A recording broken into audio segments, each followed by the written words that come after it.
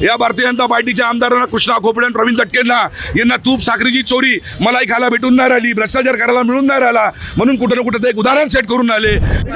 तुकाराम मुंढे यांचा दुग्ध अभिषेक करण्यात आला होता, दुधाचा अभिषेक म्हणजे एक इमानदार माणूस आहे, एक इमानदार माणूस तुकाराम मुंढे कर्तव्यदक्ष कर्तव्यनिष्ठ अधिकारी आहे। त्या अधिकाऱ्यासाठी स्वतः संत तुकाराम महाराजांचं ब्रीदवाक्य होतं, कष्टाची भाजी भाकरी चांगली, तूप साखरेची चोरी नको, कष्टकरी नागरिक जनता हा तुकाराम मुंढेच्या समर्थनासाठी आहे। भ्रष्टाचार नाही केला त्या व्यक्तीने, त्याच्या सोबत आहे। कोविड सारख्या बिमारीमध्ये हजारो नागपूरवासियांचे प्राण वाचवण्याचं काम जर कोणी केलं असेल तर ते तुकाराम मुंढेंमुळे झालं होतं। आणि अशा या तुकाराम मुंढेंकरिता हजारो नागरिक याकरिता उतरलेले आहे आणि दुधाचा अभिषेक याकरिता केला कारण की तो इमानदार व्यक्ती आहे। तुकाराम महाराजांचं ब्रीदवाक्य होतं, कष्टाची भाजी भाकरी चांगली, दूध साखरेची चोरी नको। या भारतीय जनता पार्टीच्या आमदारांना कृष्णा खोपडे आणि प्रवीण दटकेंना यांना तूप साखरेची चोरी मलाई खायला भेटून नाही राहिली, भ्रष्टाचार करायला मिळून नाही राहिला, म्हणून कुठं ना कुठं ते एक उदाहरण सेट करून आले कि ईमानदार अधिकारी हो, हमारे दबाव तंत्र में काम करो, नहीं तो आपका भी निष्कासन होगा।